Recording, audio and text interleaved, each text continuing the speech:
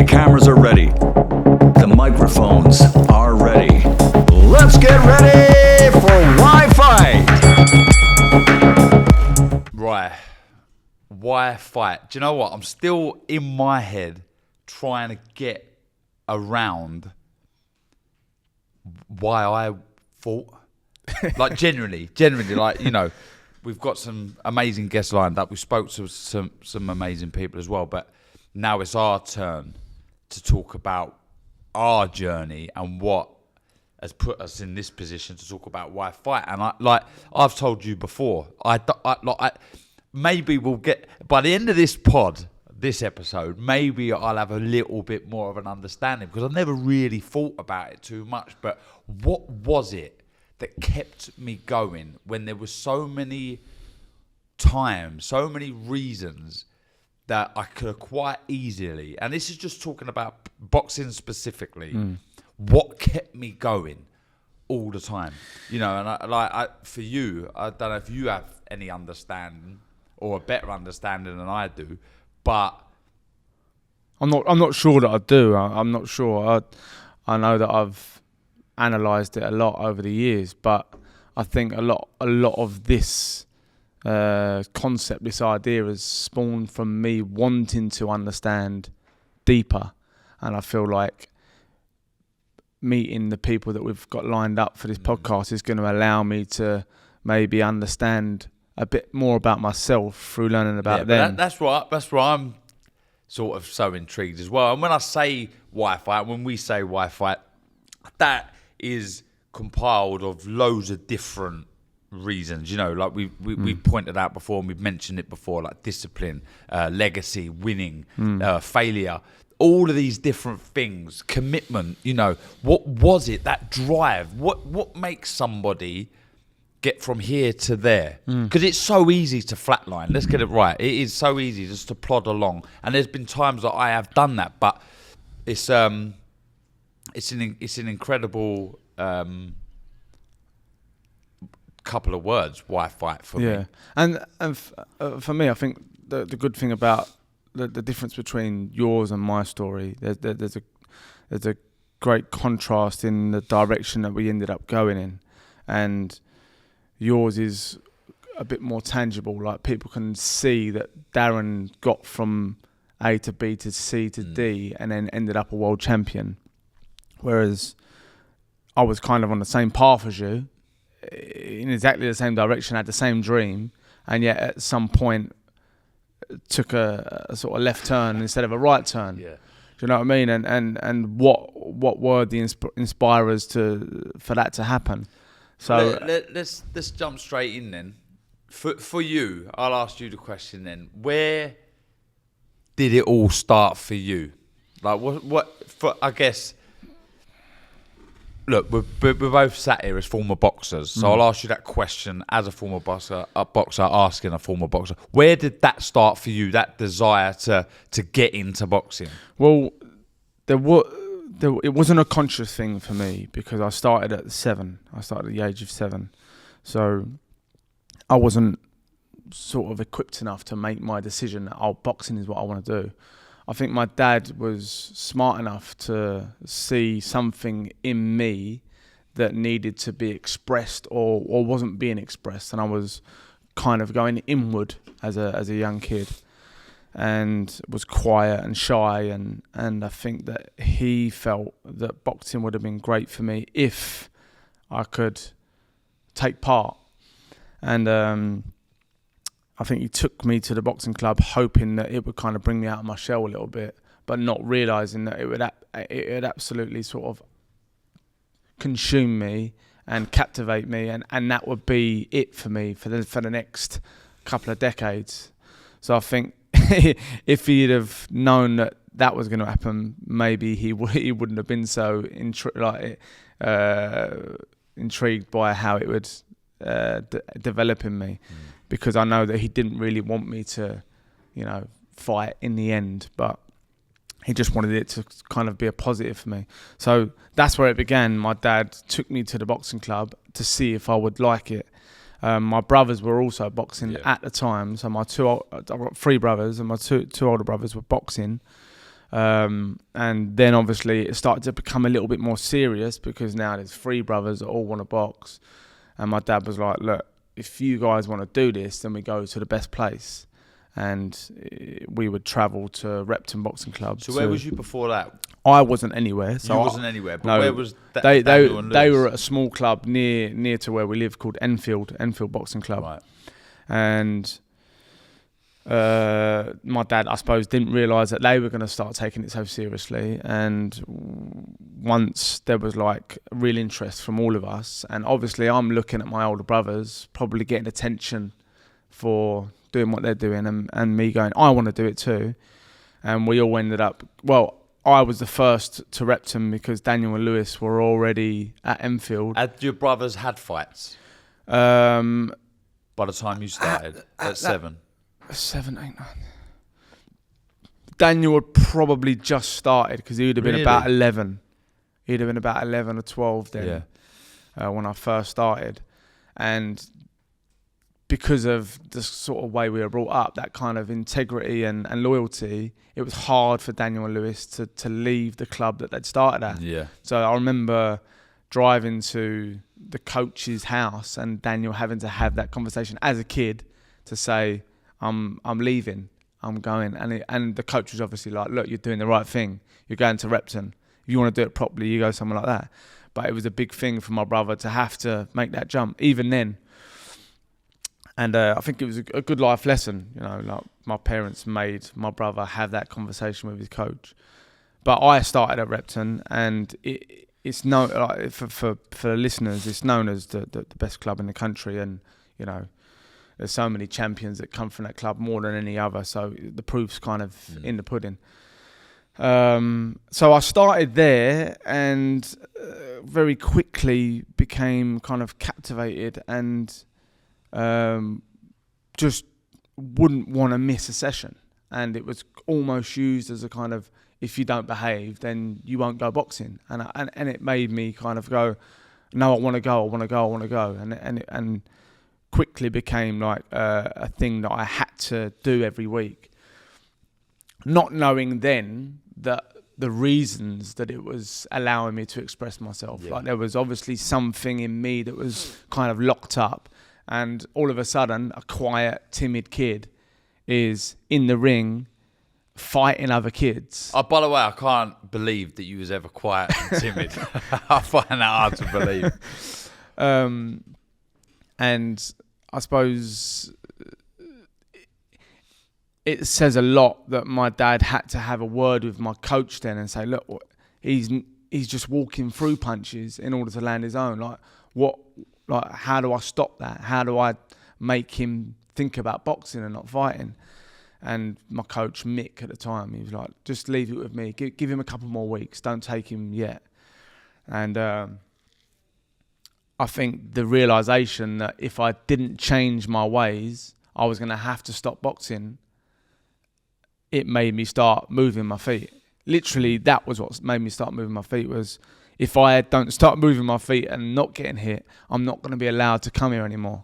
So it was like a big thing for me. So I started moving my feet and obviously become a more elusive boxer. Over the years, that became a big part of my style, and maybe that was the catalyst for all of that.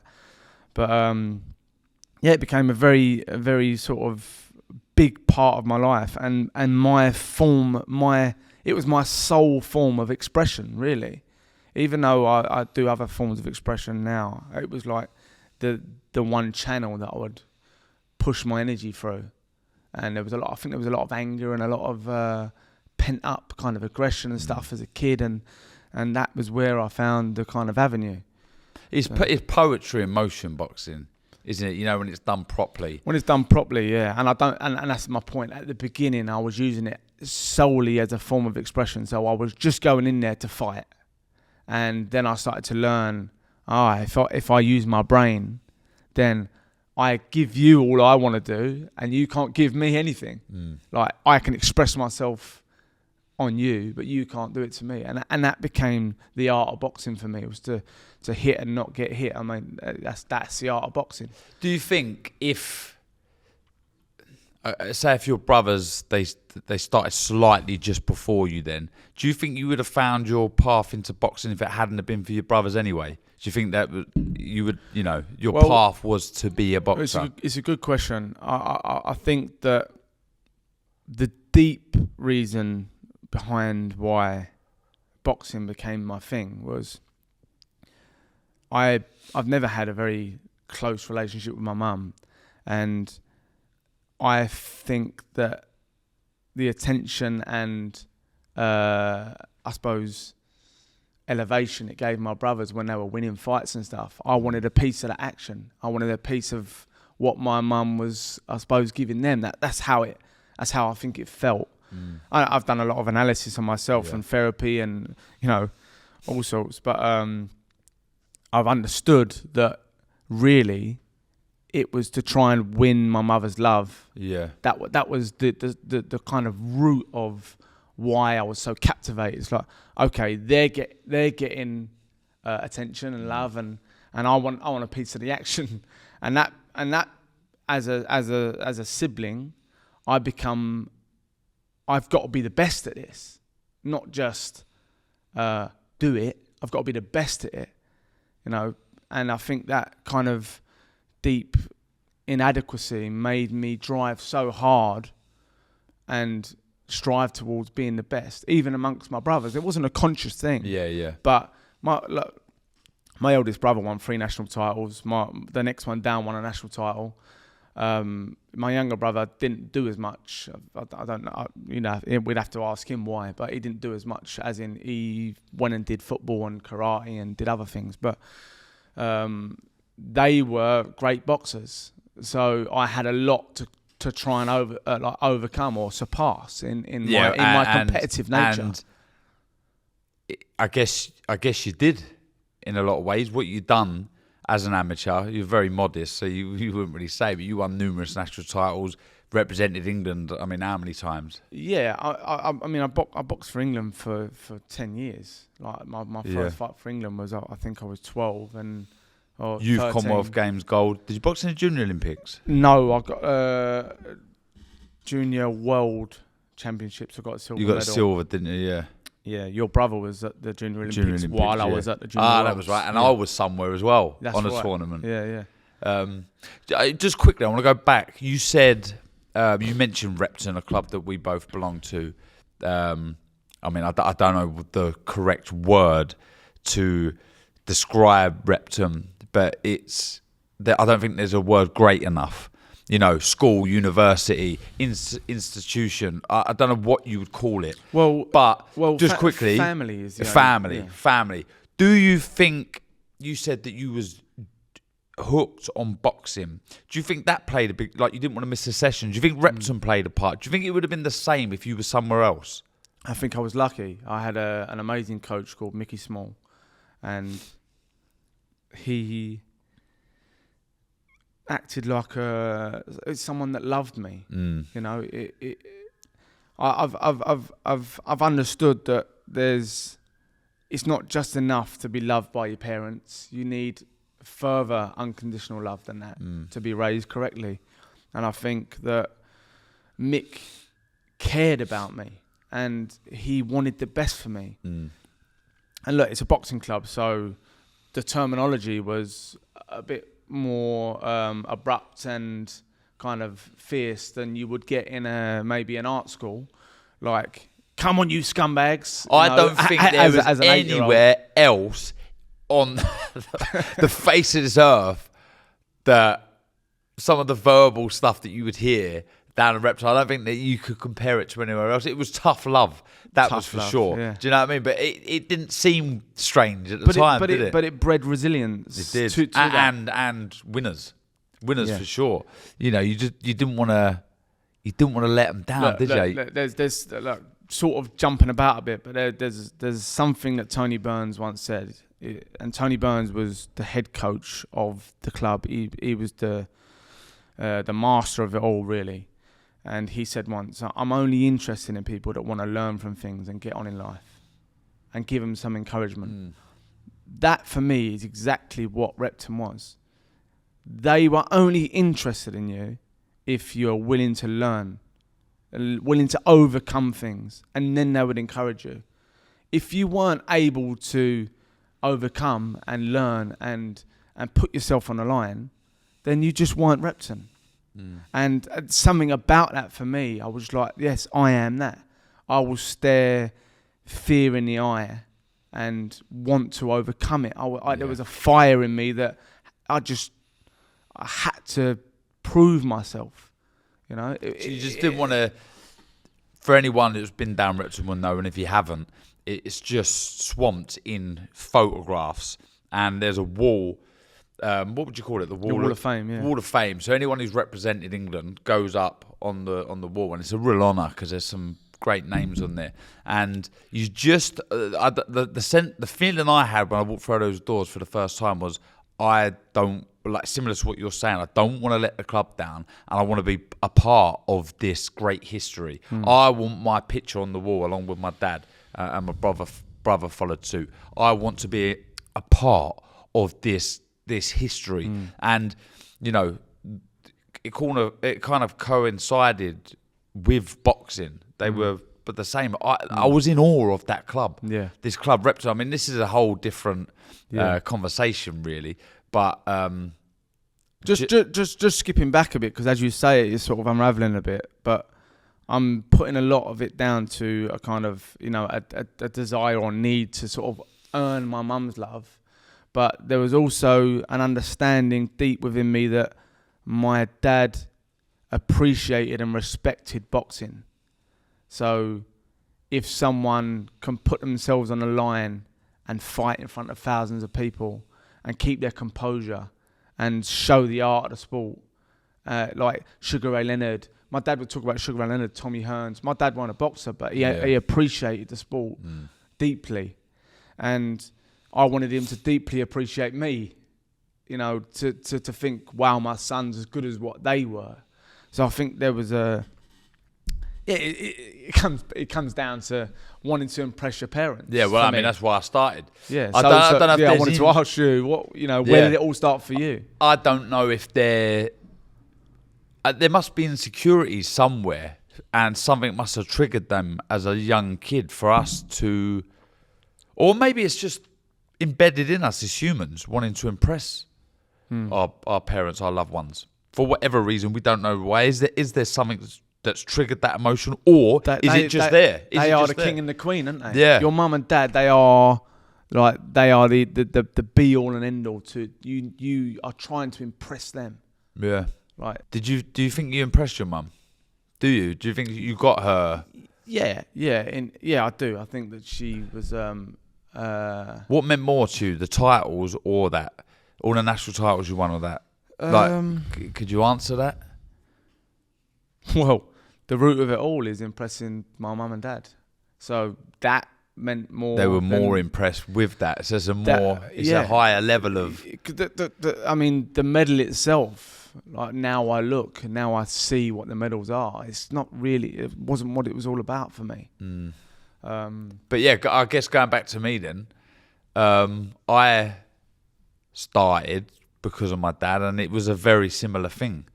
My dad boxed, was a very good amateur boxer, and I just wanted to make him proud. There was nothing else to it.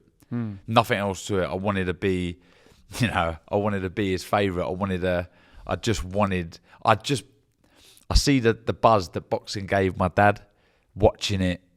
When we went to the shows after I started, I just wanted to make him proud. The first arm around my shoulder, or the first well done, I wanted it to be from my dad. Why? I suppose why did you feel that you needed to do that in order to make him proud? Like what? Because I see that was his thing. My dad is quite, and I don't mean this in a disrespectful way at all, but he's quite a simple man. He loves his family dearly. He'd do anything for his family. That is his everything. My dad, his family, and back then he really enjoyed boxing. It was his thing. It was his outlet, like you said. I know, Terry, and for you to say simple as a word. It's not how I'd describe it. It's very. He's a deep thinking. He's a big philosophical person, as all my family are. But as far as sort of, he doesn't like materialistic things. There's not much. Simple as in like his pleasures, his wealth is simple, which is his family, and he likes boxing. But certainly now as he's got older, you never see my dad without a book in his hand. No, and we, along with my granddad that passed away, we'd have some real deep conversation. A lot of them turn into arguments because we're both, strong-willed. Headstrong, but he was my hero, always will be my hero, and I just wanted to make him proud. But then, similar to you, I just got this bug. And funny, you mentioned the story about your brother going to pick his card up. So you get an amateur boxing card and you need to take that to the new club in order to fight for the new club. Well, I went to Finchley, my old club. I said, out of respect, I'll go there. So I cycled to the club at Finchley and I said, look, don't get me wrong, I always think they thought it might have been on the cards anyway at some point because my dad boxed for Repton. Yeah. So I went through the door and I went in the office and I said to one of the blokes there, look, I'm leaving. I want to, I don't know what I was, 14 or something. I was young. Yeah. I said, I'm gonna join Repton because I'd lost 3 on the bounce. I lost 3 on the spin at Finchley. I thought I've got to do something new here. Yeah. And they was completely opposite, to be honest. The bloke down there said, well, if you're leaving, you can't come back. I'm a kid. Really? Put it on I'm you. a kid. He goes, look, if you leave, you're not coming back. I've heard, because a couple of them said, well, if you join Repton, you can still pop down when you want. He said, look, I've heard a couple of them say you can pop down if you want, but no, you can't. If you're joining Repton, you're Repton. And I remember, this is honest truth, I remember getting my card, getting on my bike and crying all the way home. Yeah. Because upset. It was like, it's a big thing. Though I was leaving, they said, no, that's it. And I remember... It's like a rejection, right? Yeah. It's like, It was. Yeah. And then, but that was the... It's 2 moments in my life that led me to be where I got to in boxing. And it was me leaving Finchley Boxing Club to go to Repton. That was like going from school to university. That it was just higher education, higher learning to another level. It's like going from Ravenscroft School where I went to then joining Harvard. Yeah. Something or Oxford or Cambridge, something like that. It was just on another level. Yeah. And my brother passing away. They are the 2, without them, and my dad, wanted to make my dad proud. Without those 3 components, I would not have succeeded. Or, well, I wouldn't have, depends what you call succeeding, but I wouldn't have achieved my goal. Perhaps my goal wouldn't have been to win a world title, but that moment, leaving Finchley to go to Repton was life-changing, career-changing. Well, life-changing, for sure. Yeah. Life-changing. So I think we're going to probably bounce around through our background quite a lot because it's sort of so ingrained and intertwined in our whole journey. But I just want to talk about the discipline itself for you. So what is a boxer? What makes someone great as a boxer? Because I think that's got to be something you had your eye on, from young, which I did. Encapsulate that for us. Well, we might be able to put some pictures up on there, but there's a picture of when I'm a kid in my bedroom and I'm talking to my sister with, we're really young, and on my wall is pictures of Mike Tyson and that, and other boxers, and I just wanted to be a champion. I was fascinated. By this point, when I was an amateur boxer, I wanted to be a champion. I wanted to win them all. I wanted to win everything. I was just fascinated by the way it made me feel when I won, and I thought if I could win titles, there will be no greater feeling. So I want to do that for me and for my dad. But I didn't really think too much about what it meant to be a boxer, or what it took to be a boxer, or what it took to be a champion too much until I got a bit older. And I then, at this stage, probably fighting for England, probably 18, 19, I started thinking to be a champion, whether it be an amateur champion or a professional champion, you had to be like a monk living in the Himalayas or something, away from all distractions, pounding the roads and training like a lunatic. What gave you that? What gave you that impression? Was it because I knew how hard you saying it makes me think of Rocky? You know, Yeah, going out into the snow and training. Do you know what I mean? Maybe it was As ridiculous as that subconsciously, is. it was part of those films. Yeah. But I appreciated how hard boxing was, and I didn't think you could ever train hard enough. And I felt in order to train hard, you'd have to be away from what we are used to, as you know, being from London, if you like. Around our ages, everyone just goes to the pub, do this, blah blah blah, and there's a lot of distractions. You got to get away from all of that, be in the middle of nowhere, and just dedicate your life to it. And I think I always give myself a hard time, or I was a bit negative and a little insecure about my ability because I didn't think I was giving it enough. I trained hard always. You know, down at Repton, you can train hard enough. You're sparring, you're having wars, you know, you're having hard sparring sessions. But did I feel I was doing enough? Like, I remember my dad saying to me, in order to be successful, you've got to imagine every time you step in the gym that your opponent is training harder than you. And if you've got that mindset, you can never be content. You can never train hard enough. And I always felt, wow, you know, I don't think I ever... I probably, a lot of the time, even though I'd be exhausted, I would always feel like, could I have done more? Could I have done more? And that used to drive me mad. Drive me mad. Yeah, like a deep insecurity that you're. Yeah. There's always a, Because again, yeah, it's my dad saying it to me. yeah. So a lot. And that's the king talking. My to you, king saying to me, "Are you training hard Yeah, enough?" yeah. Essentially, that's what he's saying to me. I remember like my dad. Like loads of these stories are gonna keep popping up, but my dad, similar to when your dad took you all to Repton, my dad see that me and my brother Gary were taking this serious, and you know, I must have had quite a few amateur fights by now. I think my dad was to take us to the next level. You got to be a bit tougher. You got to be a bit harder. He come back with 2 pairs of army boots and said to my brother and me, "You got to start running in these. You got to run in these now. You can't be running in your boxing boots or nice soft trainers. You got to make this hard. Yeah. You got to make you know this can't be." And I remember things like that. I'm that big, and Yeah, I yeah. remember him bringing his army boots yeah. back, thinking I've got to wear these. Yeah. I remember running around in Yeah. these big army boots, like Yeah. crazy, and still thinking this is not enough. Yeah. Crazy. Like, Were you talking about the isolation and the amount you need to do in comparison to your opponent? It brings me back to something my dad made me watch, and it was Marvin Hagler preparing for Thomas Hearns, and he was training in the mountains somewhere, isolated, and they said to him like, "What, you know, why do you think you're going to beat Tommy Hearns?"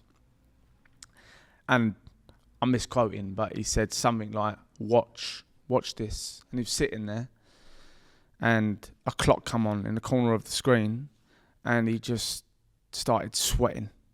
Weren't doing anything. He just sat there, and with the intensity of thinking about what he wanted to do to Thomas Hearns, started pouring with sweat. and that was it. I'm going to win. I would be usually more the other way around, thinking about what they're going to do to me. Start sweating. For on the discipline one, when can you remember a part when it become serious? Where you thought, do you know what, I'm gonna push on with this, because we'll talk about it in a bit, but your life took a different turn, like you said. But there was a moment, there was a period when it was going the right direction, and it was very serious. Can you remember when that moment was?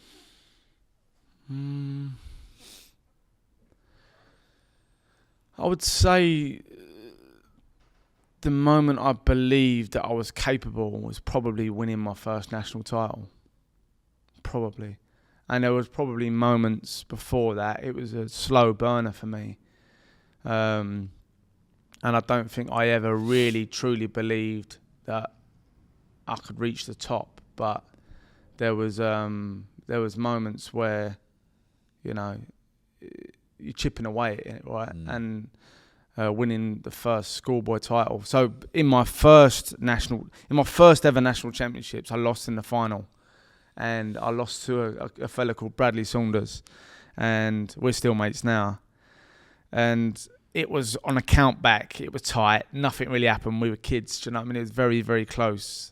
But in my heart, I felt I'd done enough, and it broke my heart. It really did. And I got out of the ring. I'll never forget. I got out of the ring, and I remember my mum, because obviously that was the person I was trying to please. And I got my trophy, and as I held my trophy up, my trophy broke, and I fucking wanted to slam that trophy. I wanted to slam that trophy on the fucking floor. But it hurt me. It really fucking hurt me. And I think that's when shit got serious, because I thought, never again will I not do enough. And the next year I won that same tournament.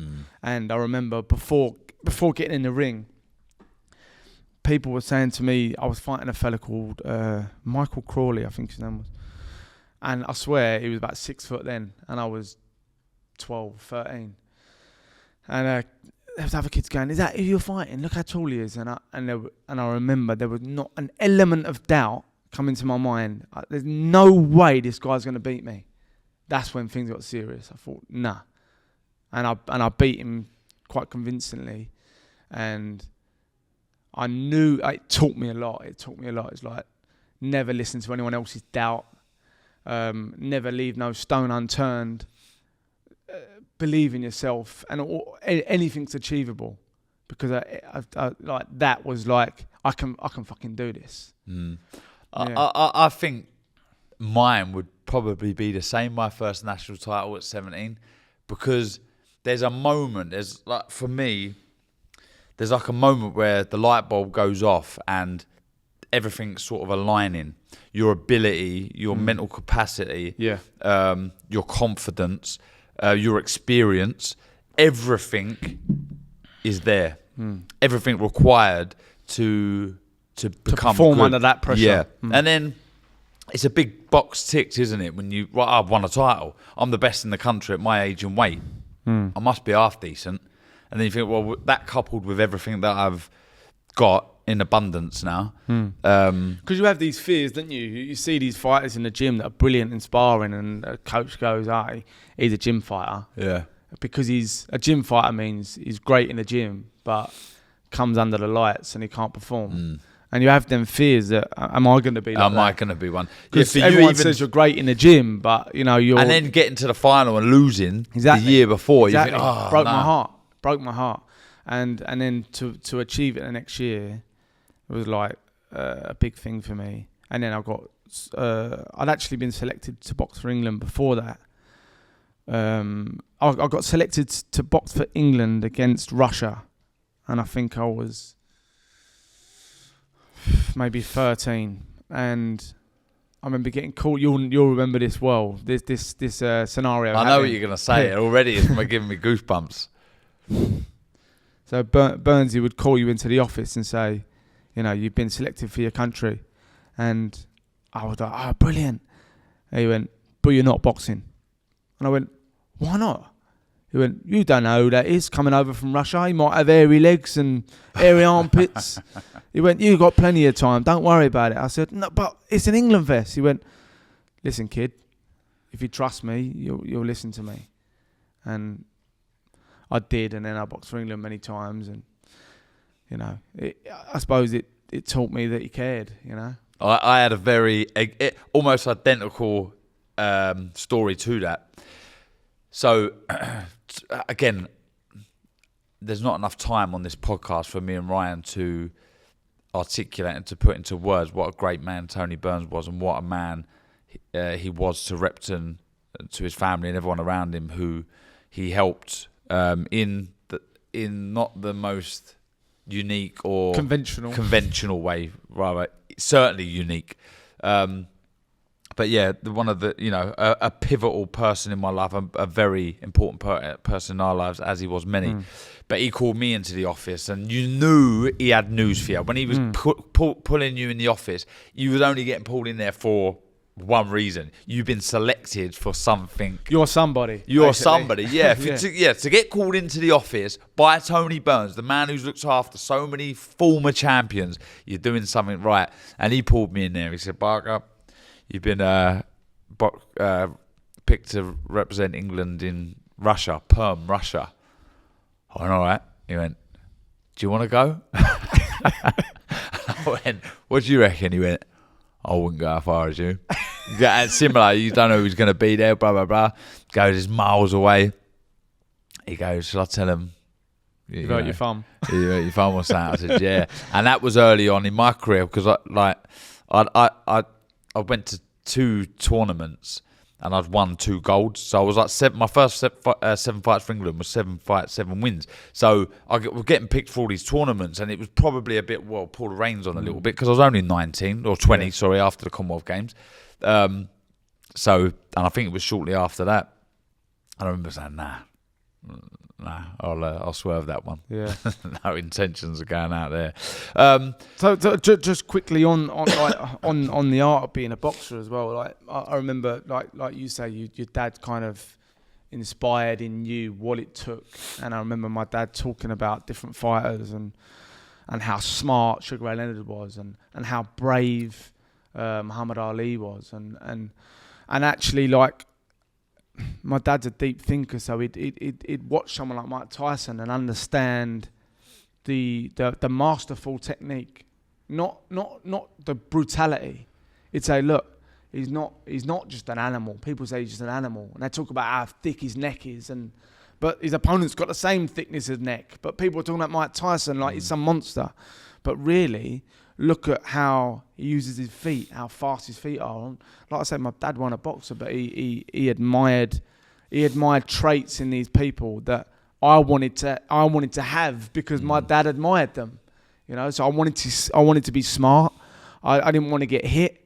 I wanted to be brave. I wanted to be able to perform under pressure.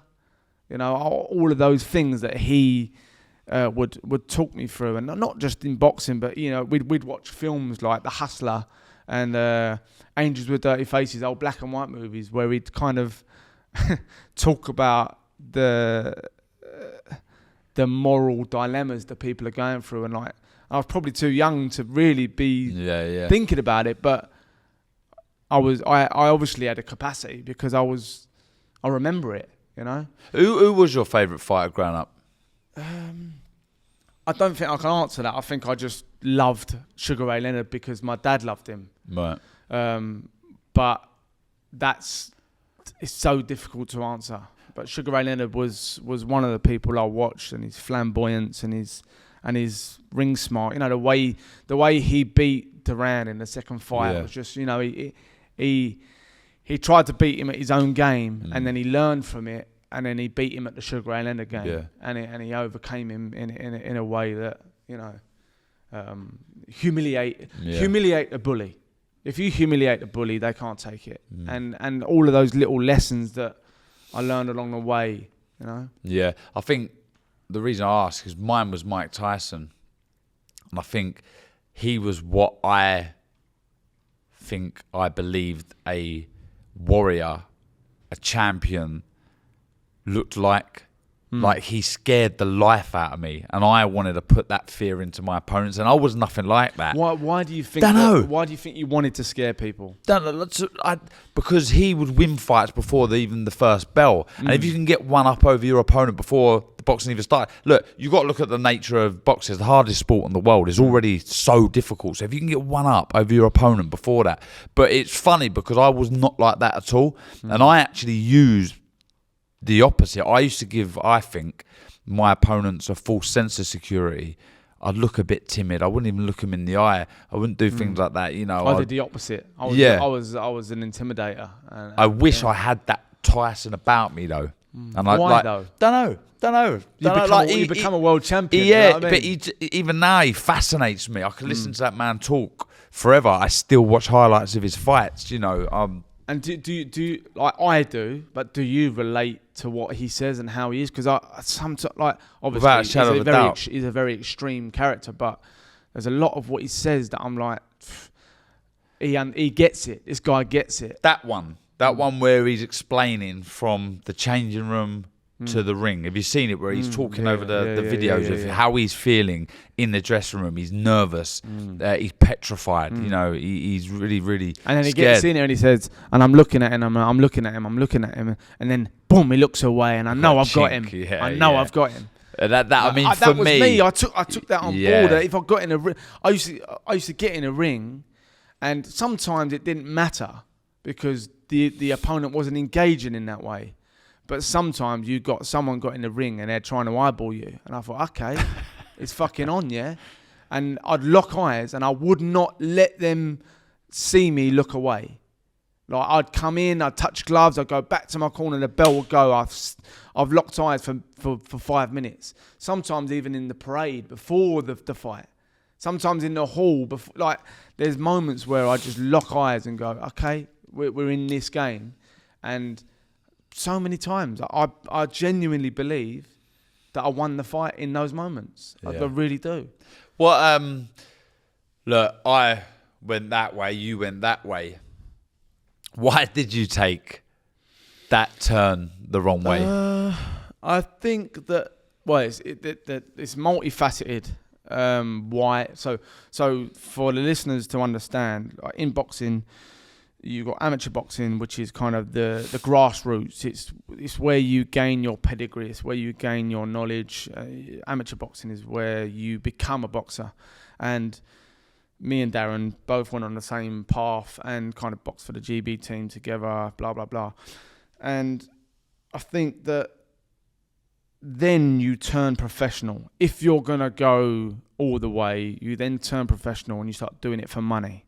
But you're going to do it in a different camp. So you have to leave your amateur club and you do it under a promoter and you've got management and you're doing it for the pound note.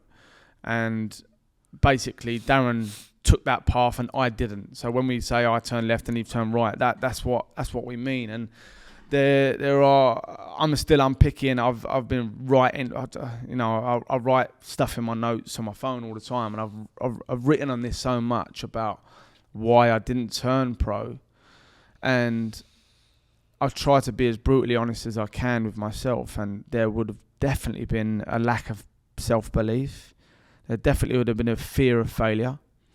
There was a lack of trust. So I was in a situation where I had Tony Burns and my Repton family that I could trust. I could go there. I mean, I've slept in the place. You know what I mean? Like it was literally like a home to me. And I just didn't feel like I could leave my family there and go to someone that I didn't know to trust. Like a promoter, Frank Warren, Eddie Hearn, these people, like I didn't know them. I can't go and put myself under the wing of someone that I don't even know. And I'm not a very trusting person anyway. Like, as you know, I'm quite direct, and I do my best to not get betrayed, and I sort of live with a bit of anxiety to do with that because of my lack of trust. So to go and be under a promoter or a manager or someone I didn't know just felt like such a big leap. But all that said, and many more things, I can be brutally honest inwardly and say, look, these are my failings. But there was also a part of me that my gut said that as much as I've dreamt of winning world titles, I knew that it wasn't going to bring me the happiness that I was looking for. I knew it in my gut. And I think I watched people winning world titles and becoming legends in the sport and just still witnessing an unhappiness deep within them. And there was an explosivity and a turmoil inside and an anger inside me that was very present. And I think it was at the time where I would have been turning pro, the wheels started to come off and I was on a rocky road. And do you think that's because you wasn't boxing? You didn't have that outlet? No, I was boxing. I started to realise that it wasn't scratching the itch that I wished it would. Like, just giving you one example, it didn't solve any problems with the relationship with my mum. You know, we didn't become closer because I became more of a legend in boxing. Right, Do you know what I mean? Look, no matter what I did, it wasn't going to solve that problem. What you was hoping for didn't happen. I mean, I can analyse that now and understand it now. But just deep in my gut, I knew that I'm going to get to the end of this rainbow, lift up a world title belt and go, still unhappy. Yeah. And there's a pivotal moment where I was a bit of a wrecking ball. I was a bit of a wild one in my later teens, and was going from pub to bar to scrapping in the street and all of that kind of nonsense. And I'd left the area that I grew up in and was living in London to try and get away from that environment. But it was still in me. I was still that angry, explosive, no-nonsense, extreme character. And I was working on a building site, and there was this one guy who was there who was not a very nice energy, I could tell, and was a bully, and he was, you know, abusive to people on the site, and he was racist to people on the site. And anyway, I was like, in my head, I was like, I should probably get away from this guy, but I needed the money. Yeah. And now I would definitely leave the site, but at the time, I put that need for the few quid on top of that, and carried on working there. And within a few weeks, a fight had ensued, and he came off worse. And I was looking at, you know, he came off worse quite badly, and I was looking at a long time in prison. I remember this all happening. Yeah. I remember thinking, flipping heck. Yeah. I was in trouble now. I was in big trouble, and I was looking at 10 years in prison. So, a lot of things happen in that scenario, but just to sort of fast track to when I met a guy called Stephen Vullo, who for some reason gave me a chance, and he's a barrister. Who will be a guest? Yeah, he's going to be a guest. He's a barrister, and I think it was the first time, and by this time, bearing in mind I'm like 23, 24. It was the first time that someone outside of boxing believed in me. And he, for some reason, just said, I'll take on your case. And he believed in me, believed that I was a good person. And then we're close friends now, so I understand all that from talking about when he met me and when I met him. And long story short, I got acquitted of the charges. Walked away free. And I realised how important my freedom was. How important. I felt I had nothing to lose, and I realised I had everything to lose. And from that point on, in a way, I had a responsibility to Steve. Yeah. I got to sort my shit out. And my shit means my mental health. Back then, I don't think the word mental health was really used. I didn't think about it as mental health. I thought I was some sort of lunatic. I thought there was something wrong with me that couldn't be solved. Yeah. But I thought I'm going to try everything I can to try and see if I can help myself. And there was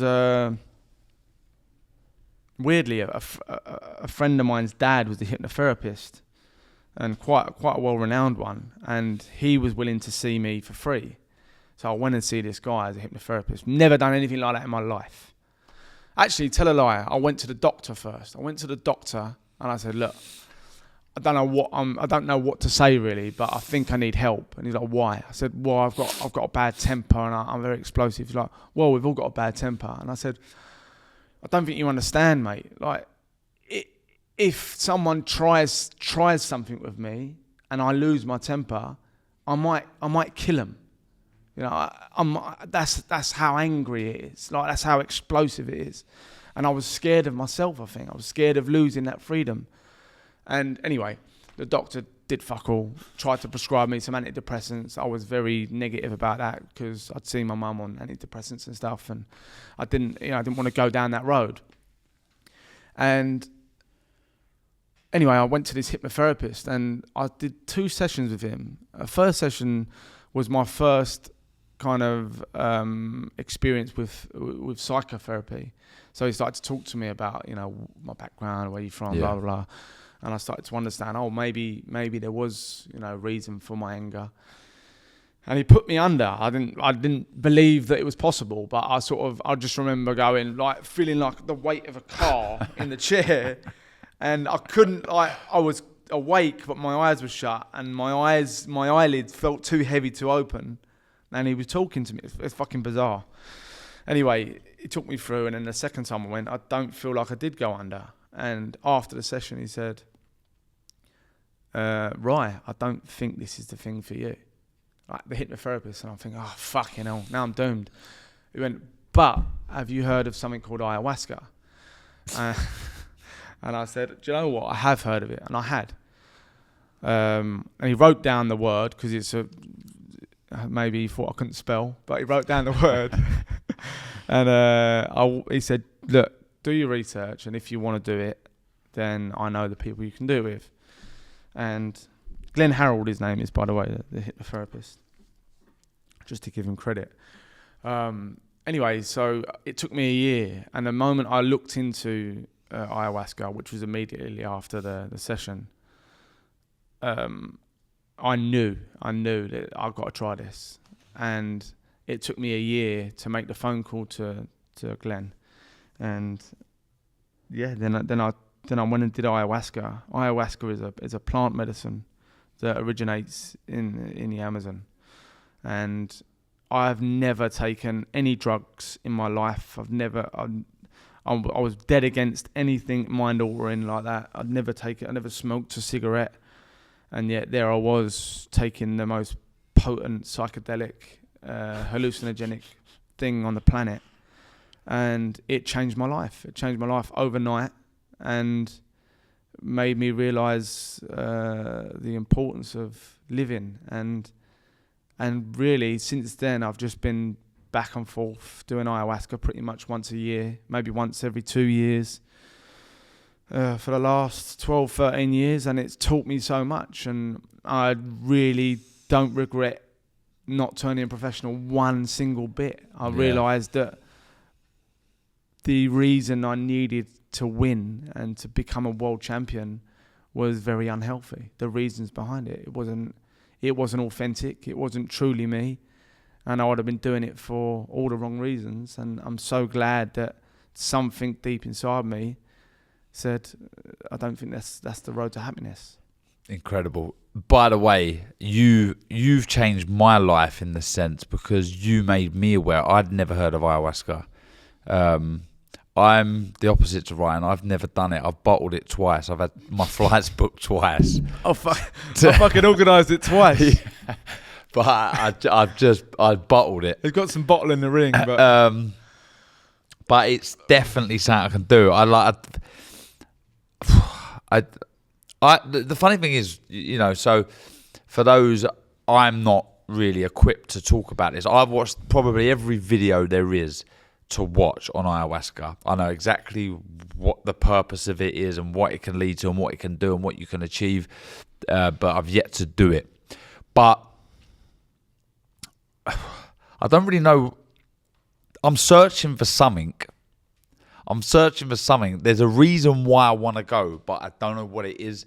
But I mean, look, we could talk about this till the cows come home, and there might be somebody that a shaman or somebody else that's done it, and we could do an episode on this because it does link. There's reasons behind wanting a box and wanting to do this. There's deep hidden reasons for this because it's going to unlock certain things, whether it's making your mum proud, that overcoming insecurities. I feel a bit sick even thinking about it, to be honest. It's invoked so much emotion. Do you know what I mean? And I think it's important for me to try and articulate for the listeners what it is and what it's been for me. Well, quickly, one of the scenario, or no, one of the times that you took ayahuasca, because I've known Ryan since he was this big, and one of the things I can certainly agree with you telling me is certainly when you was younger, you had no respect for fear whatsoever, whether it be getting in the ring with someone or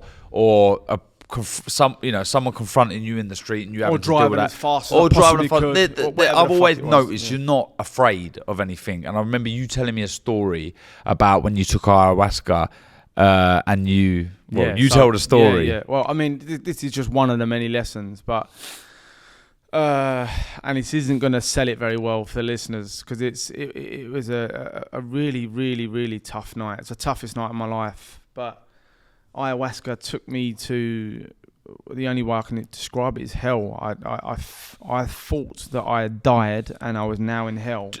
There's no reason in either. It's not like, oh, hold on a minute, I've taken a drink, I've taken this ayahuasca, I'm not actually in hell. No, you couldn't distinguish the fact, reality. Yeah, so I'll sort of explain it. So I was laying down waiting for the effects to come over me, and then all of a sudden I sat up and I felt like I hadn't taken a breath for an hour, and now I'm dead. Blah. And I looked around and I wasn't in the place that I was before I'd taken it, and the people around were now sort of shape shifting, kind of. Are your eyes open? They were then, because I started to panic, and I sat up and I was like, trying to sort of gain control of myself again, and I started to forget who I was, I was trying to grasp who my dad was, and I couldn't remember that, and I started to think, oh my God, I've gone, like, what have I done? And I started to panic, and I was really doing everything in my power to get myself back to me, and it took, I don't know how long, because you kind of lose perception of time, but a moment came where I suddenly shouted out, I need help. And when I said I need help, those words echoed in my ears for ages. And I realised that I'd never, ever said the words before. I've never asked for help. And that meant that I'd taken everything on in life on my own, and I was like lone soldier. I was doing everything on my own. And like you say, like, fear aside, straight ahead. And this just showed me that you can't do it all on your own, and you need to be open for help. You need to be able to be connected to your vulnerabilities, and that weren't the end for me. I sort of got taken out by the organisers outside of the ceremony, and was like, what felt like to me like I was being sacrificed. I was taken. They were obviously in the real world were helping me to my knees so that they could control me. And so what when you say control me, what are you doing? Screaming, crying? I was being frantic. Being frantic, and obviously I'm physically equipped, so I was a little bit worried. I think that I might start lashing out, and.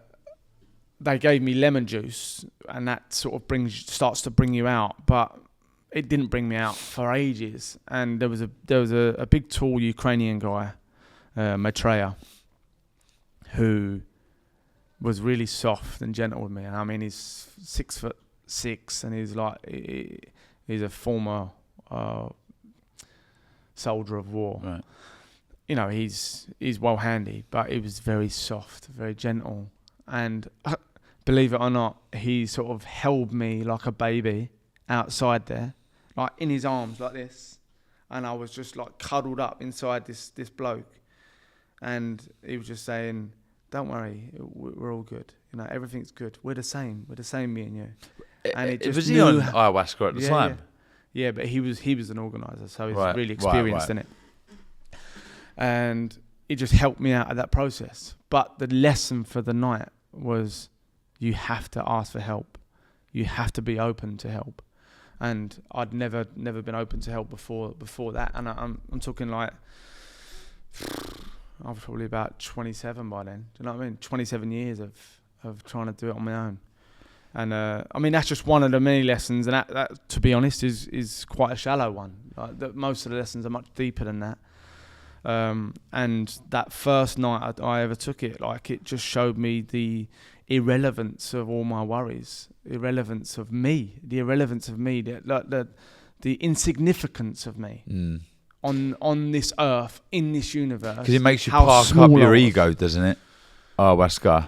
Well, yeah, I mean, ego's a funny word. Like, people have different perceptions of what ego even means. So I don't really know whether that's what it is, but it strips you back. It strips you back to your authentic self.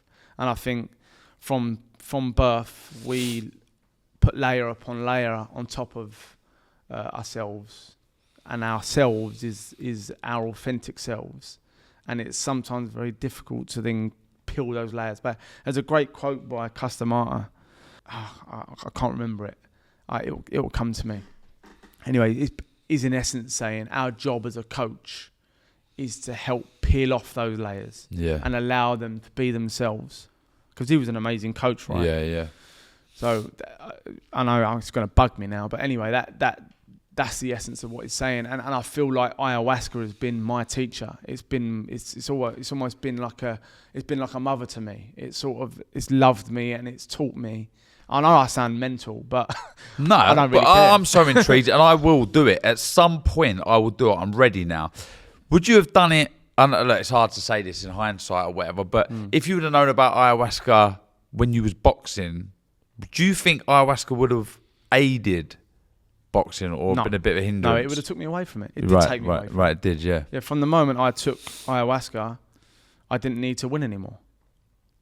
I needed to win for an unhealthy thing inside me. Yeah. So once it diminished that, like, look, I think that it's brilliant that we can achieve amazing things. But what's the driving force behind it? Where is it coming from? If it's coming from a place of passion and enthusiasm about the subject, amazing. But if it's coming from a place of inadequacy and insecurity, surely you need to deal with that, not mask it by winning. Without going into sort of too many names and stuff. But you get someone like Floyd Mayweather, for example. He's probably the most successful boxer of all time. Now, do you think he would rather all of those belts or have had the love and attention and care that we all deserve from the off? He's not got a very great relationship with his dad, and do you know what I mean? I think that's quite obvious to see. He's got some fire inside him that's driving, and I'm yet to see the person that isn't driving to the top from some sort of insecurity or inadequacy. Even you've said it yourself. It's coming from a place of insecurity, really, wanting to impress your dad. But really, your dad loved you no matter what, but you didn't believe it for some reason. You know what I mean? You needed to achieve in order to be. So obviously the ayahuasca has changed your direction. Talking about drive there, where do you think ayahuasca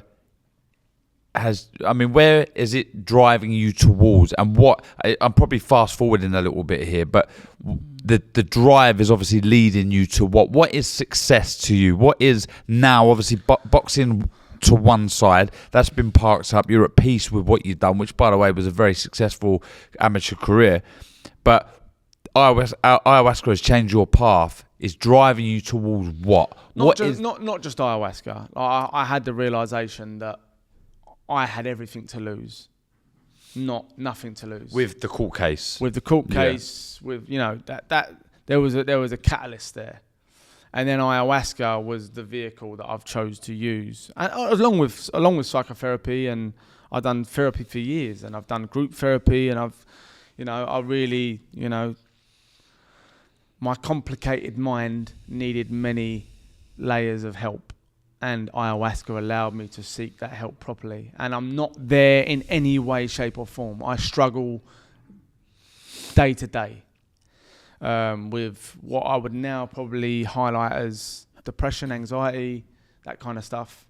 You know, them words are thrown about a lot, but basically I struggle as a human being. I've got a complicated mind, and I think there's many reasons for that.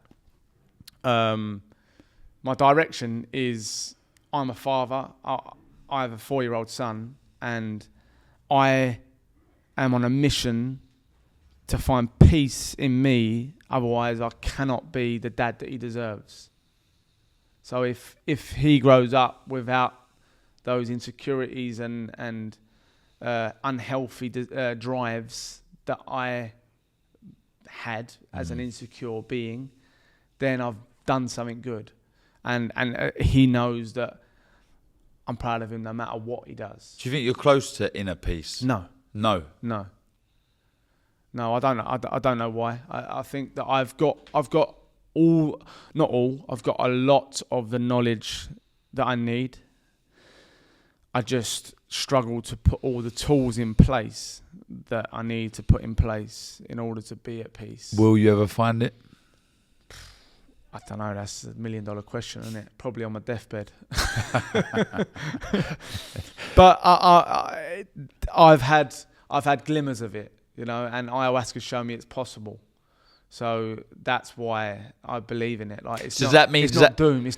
I'm not doomed. I used to think I was doomed, but I'm not doomed. Does that mean you have to do more ayahuasca? No. Do you think that will help? Yeah. Will you do it again? Ayahuasca will be in my life forever. Right. I think that, well, not just ayahuasca. I think psychedelics, because I think I've done a mushroom ceremony since starting ayahuasca, and mushrooms are a profound thing as well. So psilocybin. And as a ceremony, so in the company of a shaman, and you know, under the guidance of them, and respecting the plant, respecting the process. I ain't someone that's going to go round the corner and start, you know, going to raves, doing mushrooms. It's not. I really believe in these substances as a helping thing. And I just want to mention the shaman Satya, who I do it with. She's just incredible, and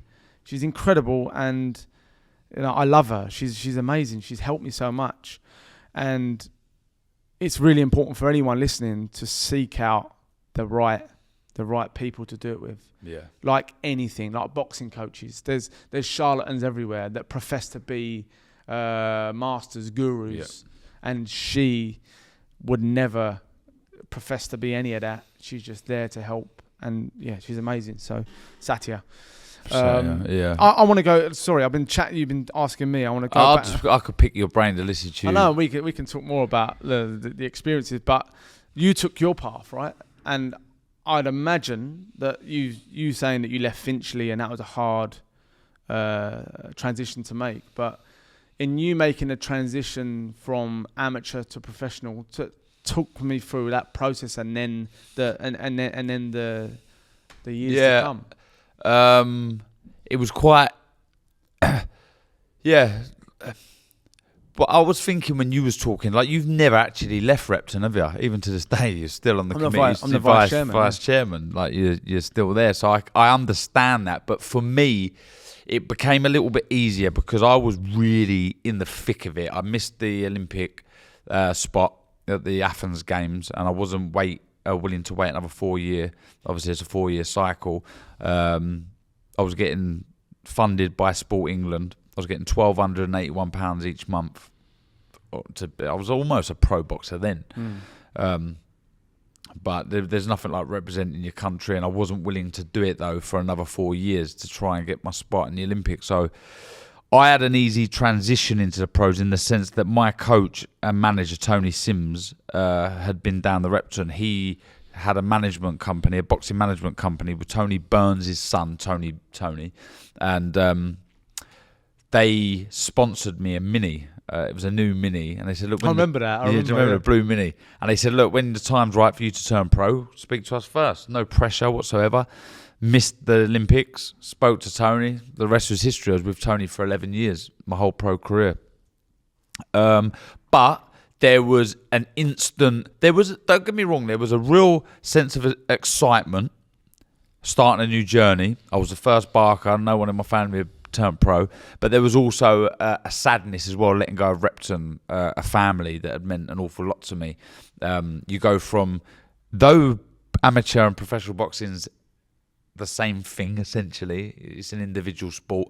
You went from that club atmosphere to a real kind of lonely environment. Your brother was there, Daniel, so it wasn't so bad. I knew someone from Repton and I was very close to Tony. Was Andy Lowe also there? Andrew Lowe was there, former Repton as well.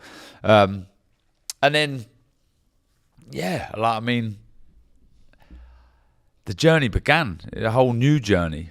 So from my point of view, I obviously followed the career. You were my sparring partner at Repton. You left. You were no longer my sparring partner.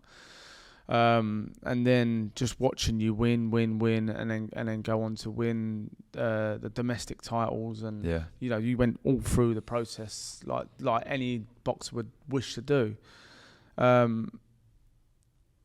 What do you think it was that got you to the top? Fuck knows. I genuinely don't know, and that is why this is almost like therapy in a sense.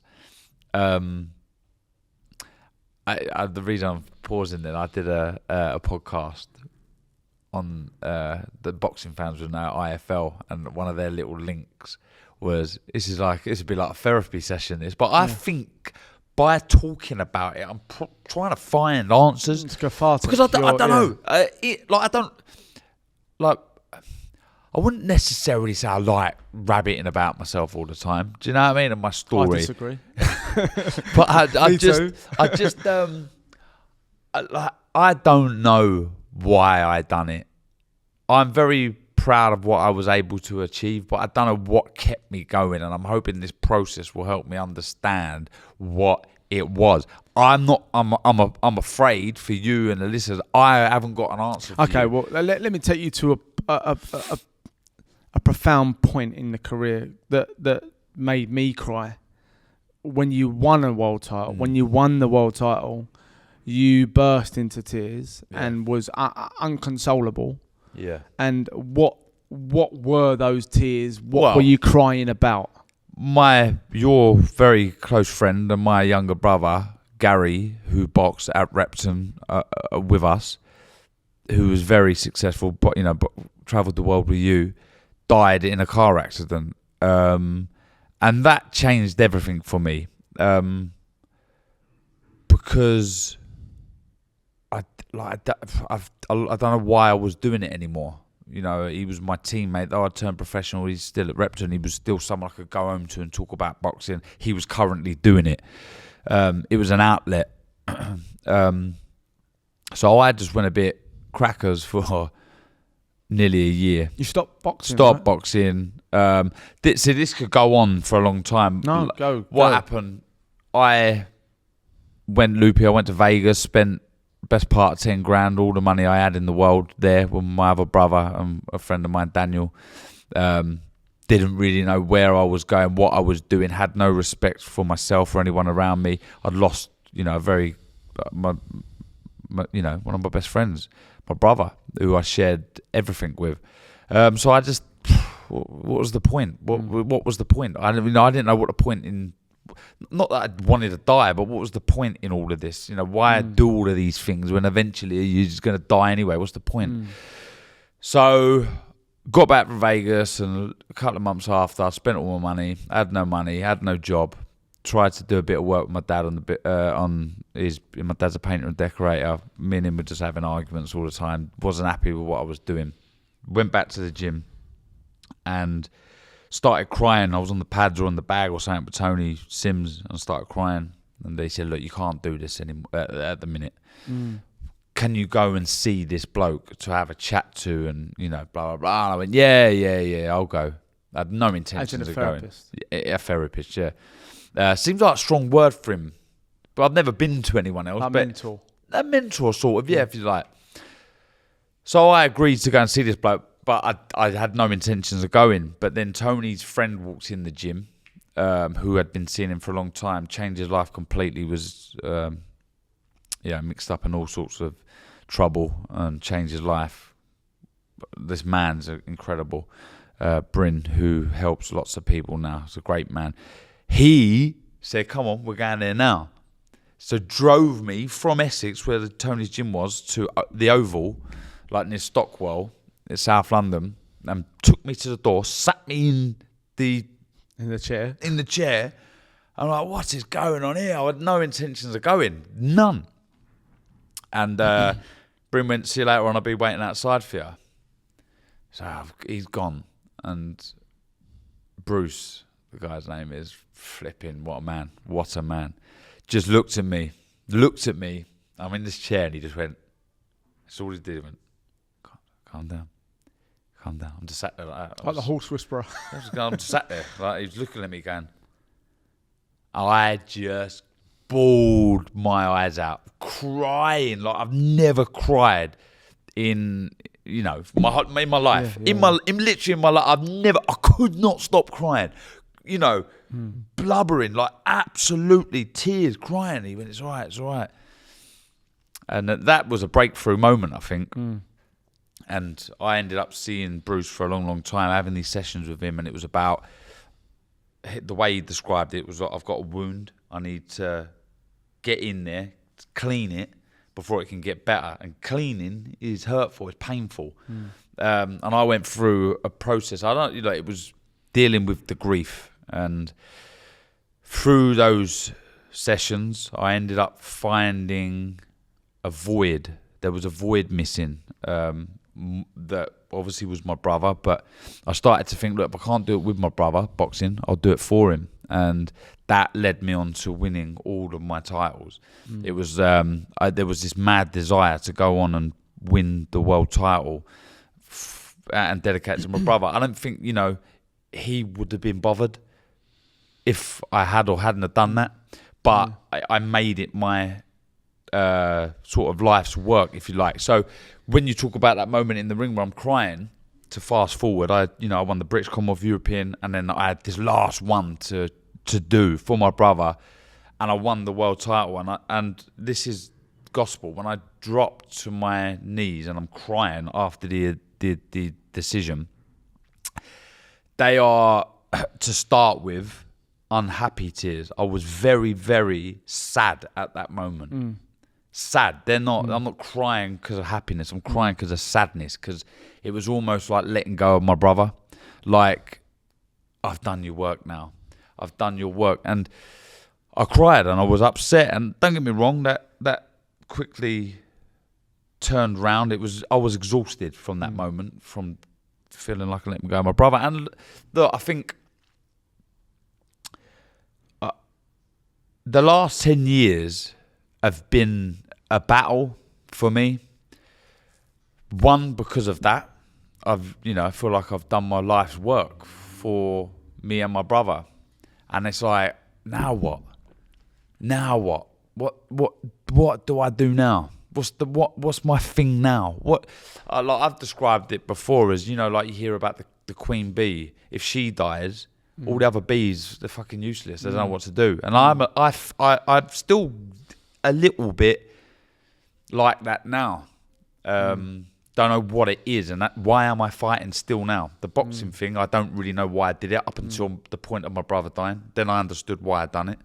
Don't know why I fought, and why am I fighting now? Similar to you, I'm a dad. I've got 4 kids. I'm married. Everything is there, but I'm still driven. But I don't know what I'm driving towards. I've got drive written down there as you have. I don't know what I'm driving towards. I'm driving to be a better dad. I'm driving to be a better person. I'm driving to be more forgiveful. I'm driving to be a better son. I'm driving for all of those things to make me a better person. But what is that thing? You haven't taken no drugs. I've taken a lot of drugs. I've drunk a lot of alcohol. I've done a lot of things. I don't know what it is I'm striving for. I don't know what it is. I'm happy, but I'm not content. There's something more for me, but I don't know what it is. And that doesn't... I get the right emotion from it, right? I don't get anxiety. I don't get depression. I have to admit there's a lot of excitement that comes from that. Because I think even now at 41, my next purpose in life is still awaiting for me. I know I won't just sort of bob around like a daddy long legs, jumping from this to that. There will be an obvious path that will present itself to me soon. I think I've observed that in a lot of, especially sports people, when they reach the height, and then after retirement they call it go off the rails or whatever you want to call it. You know, you sort of lose your way a bit. And I feel like I did, by the way, to an extent. I definitely did. Yeah. Because you lose your purpose, your identity. This one. I'm Darren Barker, the boxer. Yeah, exactly. That goes. Exactly. And I feel like they're like me when I was 10 and I was expressing myself through boxing. I, like you, expressed myself through that thing for the rest of my career. So it's your form of expression. There's a philosopher called Alan Watts who talks about discipline and the importance of having a skill. If you don't have a skill, then you cannot express yourself. Even if you're a bricklayer, you have the skill and you can express yourself through bricklaying. If you have no skill, then you have no expression. And somebody without the ability to express themselves is locked up inside them. And I think that me and you had boxing as our form of expression. That was our art, that was our craft. And all of a sudden, you put it in a box and put it under the bed. Now what? Now how am I going to... It's not a conscious thing, but what am I going to do to express myself now? Yeah. And that's like going back to myself again. But I've been searching for that new discipline. And as you know, I've made a film, I write... This podcast has been born. Do you know what I mean? We created this gym, and it's all things that I need as a complicated mind to express myself through.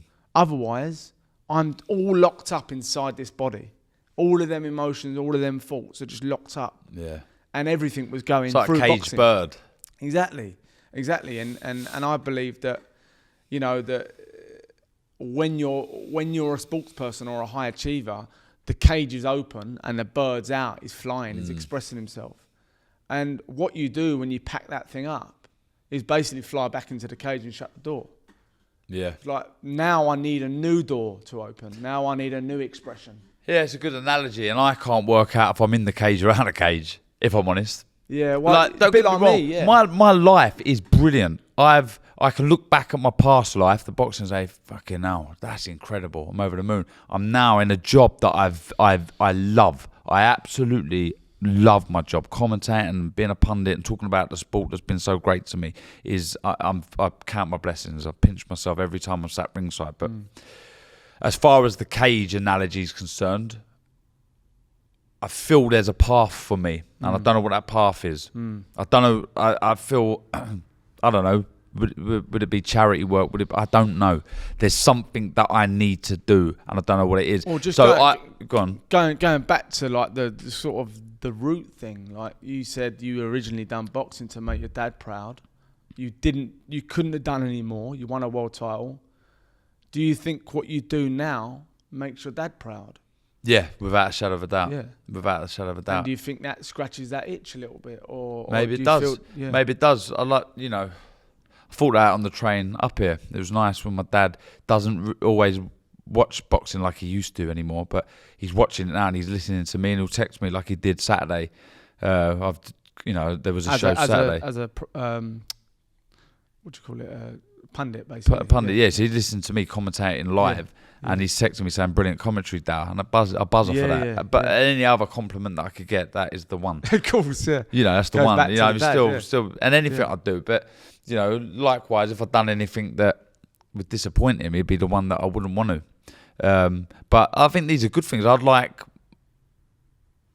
my sons and kids to be a little bit like, it would make me feel good that you know, they must be...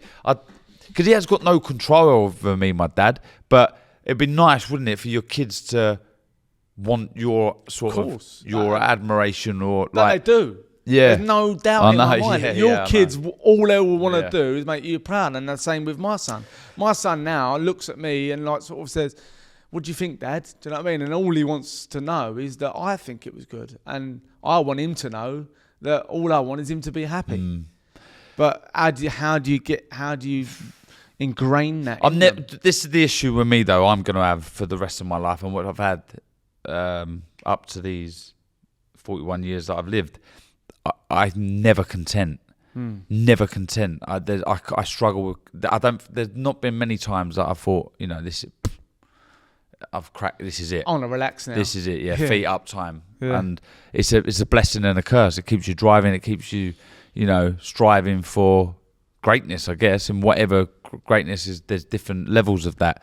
For me, there's going to be a lot of head scratching, I think, through this process. And I don't know if I'll ever get to where. I hope I have an answer by the end of this process. It might be 1, 2, 3, half a dozen series of this, but I hope at some point I have a moment where I say, that's it. I guess we're getting near the end of this one now, but how about yourself? I'll combine 3 questions in one here. How do you reflect on your past? Are you happy? Where do you want to be? Right? So it's quite a big question. And ultimately, what the name of this podcast, what are you fighting for? In reflection, I'm proud of myself. I'm proud that I had the kind of gumption and the inner knowledge to make the decisions I did and take the path that I did. I'm proud that I'm working on myself to be a better person, and trying my best to be a better partner, be a better dad, and look in the mirror. I'm proud that I have the courage and the ability to do that. That is in essence my fight right now. Where do I want to be? I really don't know. I think that is one of the things that I'm coming to terms with. I think that I'm a little bit complicated in the sense that there are multi parts of me that need stimulating and need to be happy. I need to be stimulated by a city, and yet I need to be isolated in the mountains. Like, it's not possible. So I need to sort of dance the dance around understanding what it is I need. I need to be creative, and yet I need to be active.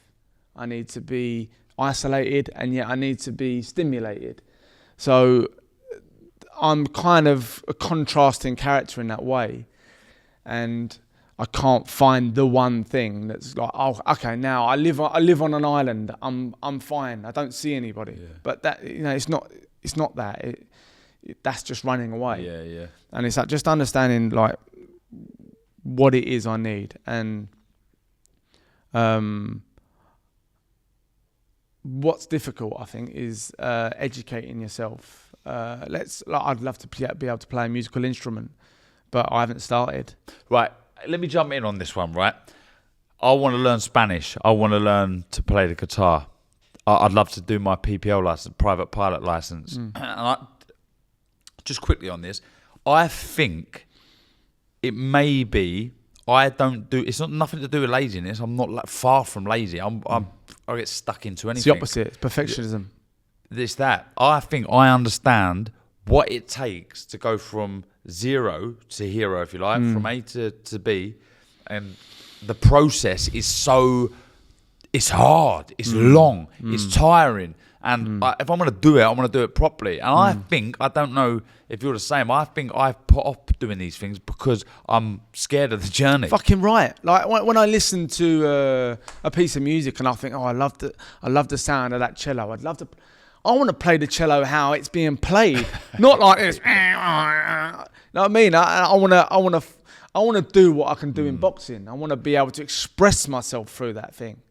But in order to be able to express yourself through it, you need the skill to be able to do it in the first place. You need the discipline. Yeah. So that I want to be a perfectionist. I want to be able to, like I said, express myself through it, not just make a sound.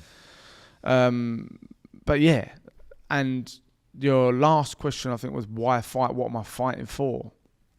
Well, I think I've kind of answered that in there, but this podcast was kind of named and born.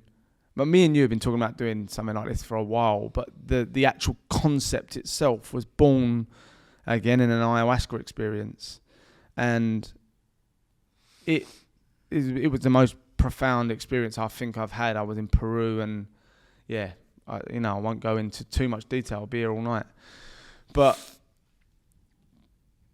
it highlighted to me that ingrained in my fibers is fight. I fight for everything. I fight for my partner's love. I fight for my son's love. I fight for my business's success. I fight to make this podcast brilliant. I fight to run faster than the next person when I'm running around the park. Everything's a fight. And it highlighted to me that, look, I'm going to tell you straight what it done. I met God, whatever you want to call it. I met a thing that was God to me in this ayahuasca experience. I can only call it God. And I asked God, now what? The night before, I realised I've been fight. And I said, okay, no more fighting. Now what, God? And God went, time to rest. So how I take that is stop fighting. I can't fight for my partner's love. It should just be there. And the more I fight for it, the more it's unhealthy. So in a way, I'm trying to say I don't want to fight anymore. I want to be passionate. I want to be enthralled. I want to be enthusiastic. I don't want to fight to achieve. I want to revel in life. That's what I want. So I don't. We should call this podcast "No Fight." Well, now I want to ask you, in reflection on your life, like, would you have done things differently? How would you have done it differently? Are you happy? Like, where do you want to be? What's your direction? And what are you fighting for? What's your fight? That is, I can't answer it, and I hope I don't know. But what you can't answer what? What am I fighting for? I want to be a better person, that's for sure. I want to be the best I can be. What does that mean now? Where are you not a good person? Well, then I always feel like I could be better. I feel like, I could give more time to my family, so therefore be maybe more present. But what I will say is I'm happy. I'm happy. That's the most important thing for me. I'm not content, and like I've touched on that, I'm not content. I want more. I want more of everything. I want more love. I want more money. I want more passion. I want more of everything. I love the emotions that I've got. I love everything that I have. I want more of it. But how do I get more of it? I don't know. I don't know if it is possible. But I'm on the right path, that's for sure. As it stands doing this podcast, I've not had a drink for nearly this is the sixth month. I feel very good for that. Well done. Don't think I had an issue, if I'm honest, but what? Just quickly on that, Dal. Because there'll be people out there that drink and there's no problem. They drink and it's not. They don't see it as a massive negative to their life. Why not drink? Because it wasn't enhancing my life anymore. It was making it worse. So I was. And did it? I was living through. The best way I can describe it, I was living through SD, standard definition, and now I'm living in high definition. Everything's better. Don't get me wrong. I had some brilliant times drinking. Unforgettable times. Don't get me wrong. But anything bad I'd done in my life was through the influence of alcohol. And I got to a point in my life where I could be honest. And though I say I haven't got a problem, there was an issue with, I could have one easy. Me and you could go for a beer now. I could easily have one beer, but I'd get home and I'd be disappointed. Fuck, I wish I had a couple more. Wish I stayed out long. Yeah. I'd want it to be. I'd want to have an heavy one, and then that could become, 2-3 times a week, easy. and then you're waking up the next day and you're wasting the day for the sake of a few hours in the evening. And I guess not everyone's the same, but sometimes you get to a point where you think, do you know what? Enough's enough. Don't want to do it. 29th of December, I woke up, I thought, sod that. I don't want to feel like this anymore. And I've not looked back. I feel brilliant. So, look, I don't know where I'm going to be, what the plan is for me, but I know I'm on the right path. That's the most important thing. I'm on the right path. I've deviated in the last 10 years to what I thought was the right path. I'm searching for something. I don't know what that is, but like I say, I'm going in the right direction. What did winning that belt do for you?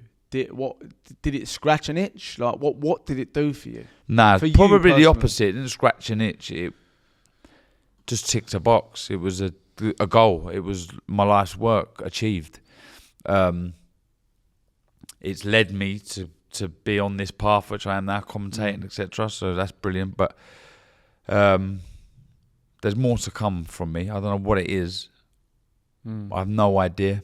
I'm hoping that this process will help me find out. But I'm enjoying the journey. That's for sure. I wake up every morning. I am buzzing. I'm buzzing to be alive.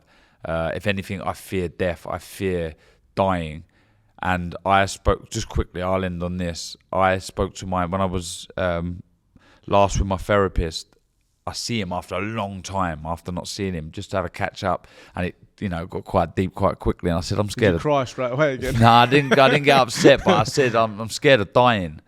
I'm scared of dying. I'm scared of people around me dying. I lost my granddad, a year ago, yesterday. He's an amazing man, by the way. I mean, my everything. I have not mentioned him in this, but though my dad's my hero, my granddad was my hero as well. Just what a man. So I've experienced some losses in my life that have hurt me, and I'm scared of dying. I'm scared of other people dying around me and having to deal with grief again. But with the me dying part, Bruce said to me, he goes, I don't fear dying. He's an older man. He goes, I don't fear dying. He goes, because I'm happy, I'm content with what I've achieved in my life. Because you achieved your life work at 31, there's more to come. I think you'll find that, and when you get to my age and you've achieved what you set out to achieve, which will become apparent at some point, you'll then be content. So I'm striving for that, mate. Yeah. Just talking about death and grief and stuff like that. I just want to, sorry to go back over it, but I want to mention Gary from my perspective, because in you talking about your process and what inspired you to become a world champion, I've got to say that Gary dying had a profound effect on me. He was my teammate both at Repton and on the England squad, and was just a pure human, authentic, beautiful person. And we were 19, bang, gone. My brother called me and said, I can't even say it, but he said, what's happened, and it shook my core. And I remember going to the gym, and I couldn't go to the gym without thinking he's going to come through the door. Yeah. And then I went up to the squad training at Sheffield, and I couldn't train, the same as you. And just I remember my dad saying to me when he passed away, I just remember thinking life's never going to be the same again. And it hasn't been. It hasn't.